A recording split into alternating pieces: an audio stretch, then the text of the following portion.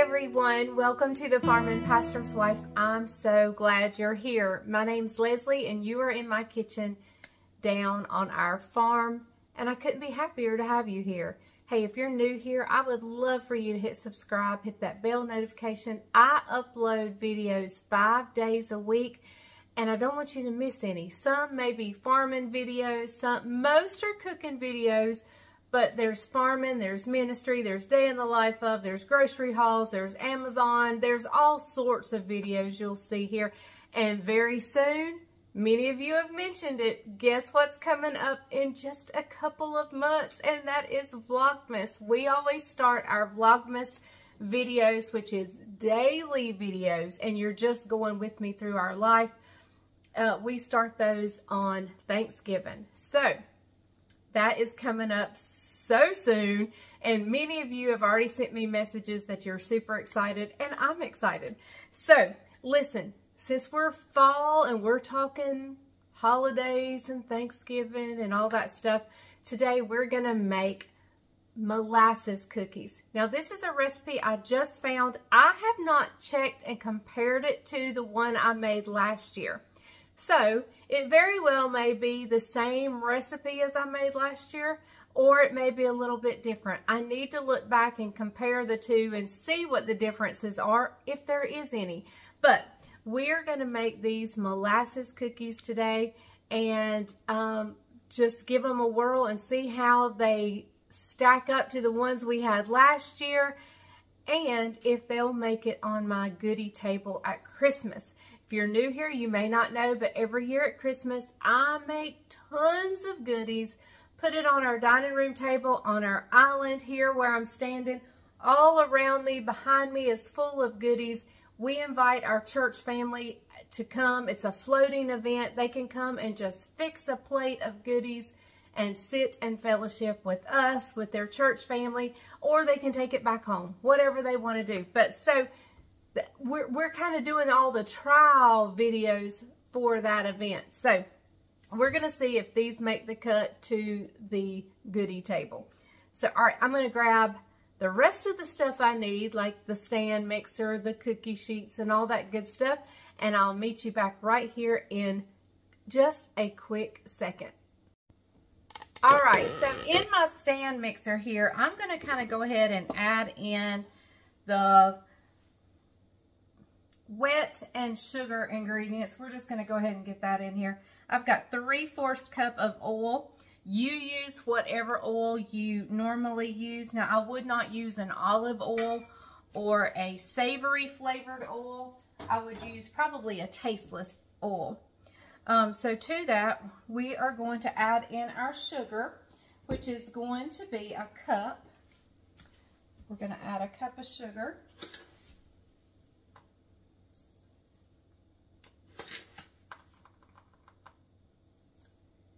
There we go. And we can set that aside. All right, so we're going to add in our molasses. Let me show you my little measuring cup. And this thing is wonderful. If you can find these at Walmart in the kitchen gadget aisle, I love it. I have actually sprayed it with butter spray. Oh, these molasses smell so good. Anyway, I sprayed it with the butter spray, and we're just going to do 1/4 cup of molasses. And the reason you spray it is so it just kind of slides right out, but I also have a spatula over here to get out any that didn't slide right out. But for the most part, y'all, it's coming right out. Very good. All right.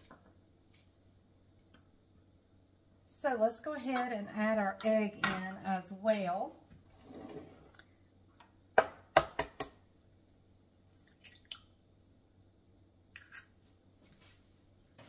right, and we're going to add that egg in. And I'm going to put this on the stand mixer and just really low, don't splatter it, just start it on low and get that mixed up. And I'll meet you back right here and we'll mix in the flour stuff in another dish and then pour it in the stand mixer. I'll be back in just a second. Okay, everyone, here's what we're looking like so far. So I'm going to cut this off. I went the right way.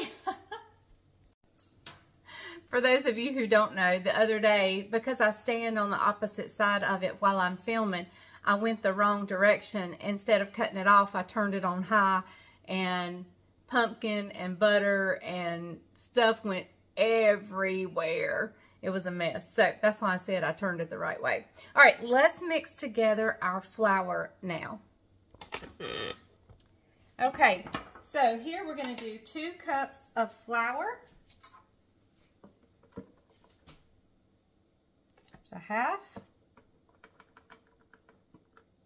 a whole, a half, and 2 cups. All right.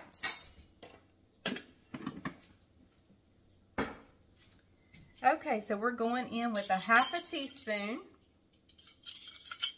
of baking soda. Actually, we're going in, 2 teaspoons of baking soda.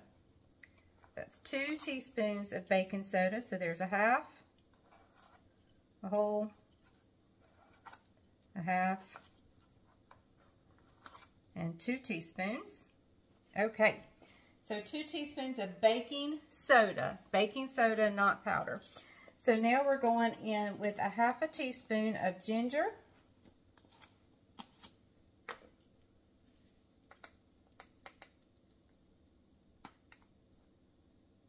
half a teaspoon of ginger, a half a teaspoon of ground clove, make sure that's what I had,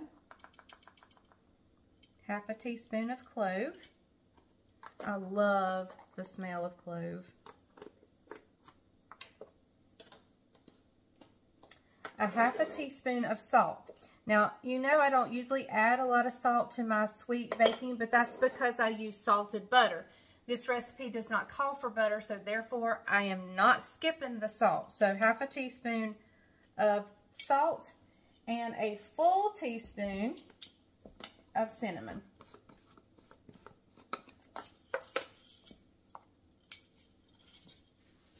So there's a half and a whole. So there are our spices for our cookie mixture. And I'm just going to give this a whisk right here in this bowl.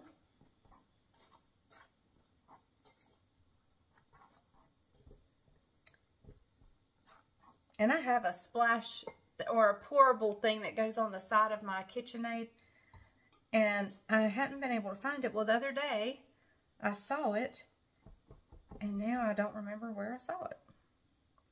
Okay, so let's move over to the stand mixer, and we're going to start adding the flour in. Now, I'm doing this early because this dough needs to chill for 2 hours.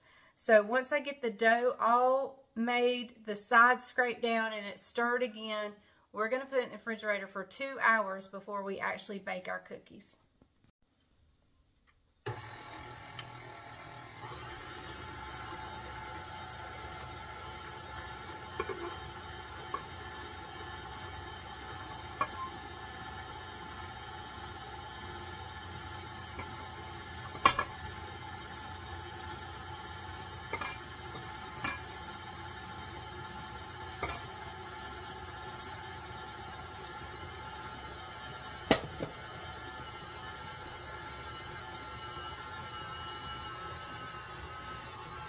All right, you can hear the sound of my mixer changing a little bit.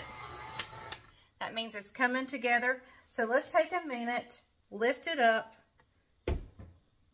and we're going to scrape down everything. We're going to scrape the bottom. We want to be sure we have everything incorporated.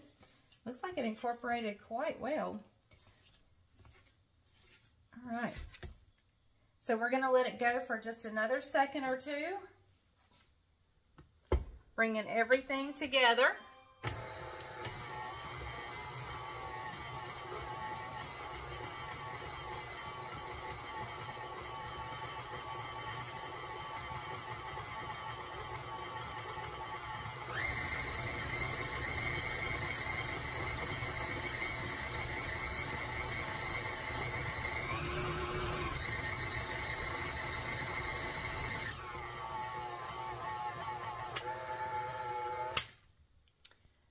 This smells amazing. All right, so we are just going to, it looks like a very wet cookie dough. Doesn't look like the one I made before, so we will see. But we are going to chill it for 2 hours. Now these are supposed to be the soft molasses cookies, not hard like ginger snaps, but soft molasses cookies. So that's what we are aiming for, and that's what we're going to try to accomplish. And while we're chilling this, I'm going to look back and see how different this was to the one I made last year. Okay, we'll be back when it has chilled for 2 hours. All right, it's been almost the 2 hours, not quite. Here is our dough, and it looks quite interesting. I don't know if you can see that well, but it's an interesting looking little dough. I'm going to take my rings off because we're actually going to roll these after we scoop them. So what I have here is I have my cookie dough out of the refrigerator. I have my cookie sheet lined with parchment paper here, and my scooper, and a little dish of sugar that we're going to roll each ball into. So I'm going to make a couple, and then we'll just run some music while you watch me do the rest of them, okay? So let's do these. My oven is preheating to 375, and I'm just going to take these out and scoop, you know, quite a few of them. It almost looks like caramel. Okay, so let's take this one, and I'm going to roll it into a ball. Let me move this over here so you can see. And then we're just going to kind of roll that into sugar and put it back here. So I'm going to scoop, roll, roll, and place on the parchment. And here we go again. Now what I'm going to do when I just turn a little music on for you is I'm going to scoop them all out and then roll them all at one time. So, okay, that's what we're going to do. I'll meet you back when they go in the oven.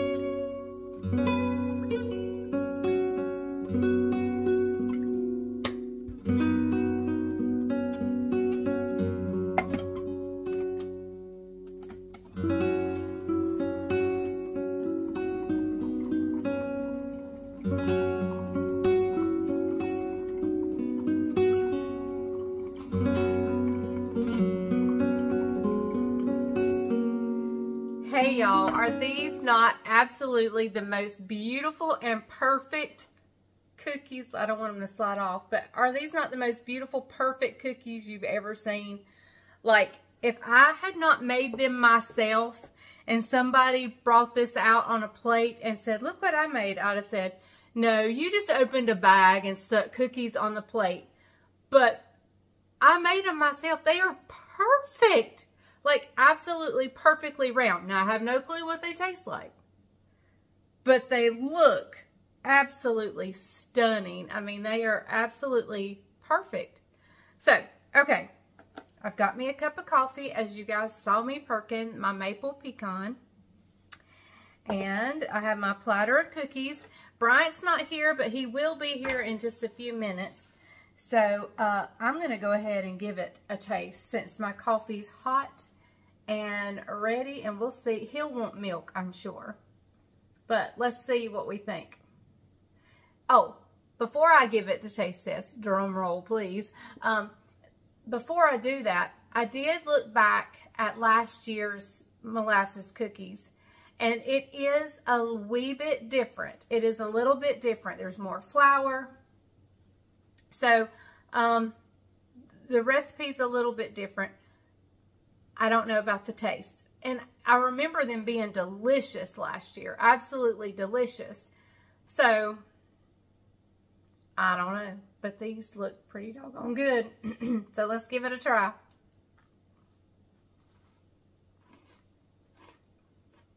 Oh my.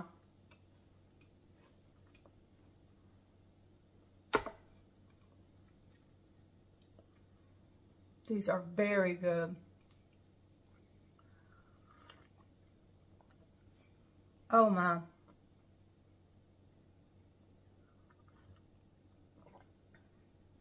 I gotta go again.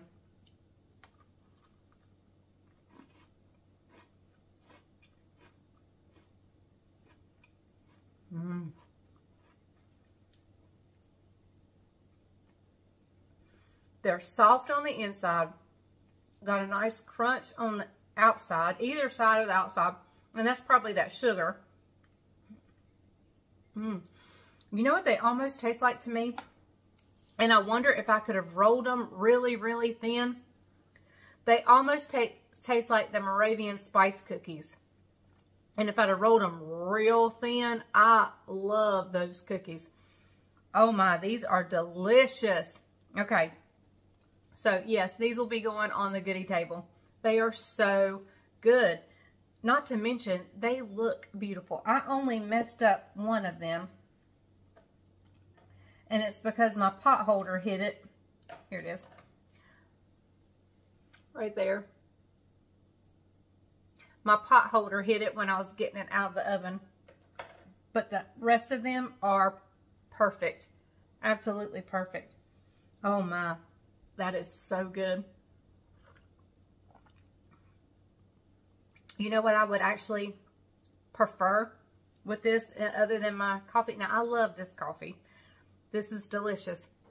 But when I have something sweet like that, I like just a cup of black coffee. So good. So very good. So, all right. I'm going to wait for Bryant to get home. I'm not going to end this video yet. I'm going to wait till he gets here and we'll get his thoughts on it. I'm telling you, they're delicious. They are absolutely delicious. All right, look who is here, and he's all handsome. I'm handsome because I've been to a funeral of a dear friend that is a fellow chicken farmer in our community. Passed away. He was very instrumental in, as I was a young grower, giving me some advice and wisdom of what he had learned. So I had a chance today and to go to his celebration of life. And but the good news is he was a Christian. He knew Jesus. So, he knew Jesus. So that's the good news. So all right, here we go. All right. Got, what are they called? These are soft molasses cookies. Soft molasses. I see some sugar on top. Yep. Oh, they are soft. Look there. They are really soft. Here we go. Normally molasses cookies sometimes can be a little yeah, kind of like a ginger snap, but then some molasses cookies are soft, and these are intended to be soft. These are really soft. And they're really good. They are really good. He acts surprised. You know what, I tell you. Delicious. And got some milk, and we're ready for some milk right here. You know what I wonder? What do you wonder? They're perfect by themselves. Iced? Iced, yes. Iced? Have you ever iced them? No. You ever thought about icing them? Well, I mean, you can buy them at the store iced. They're perfect. Dipped in some coffee, it'll be perfect. They don't have to be iced. They're great by themselves. Hey, and you know what I would love to have with these? Russian tea. My Russian tea, I love those in Russian tea. That would be absolutely delicious. But these are really, really good.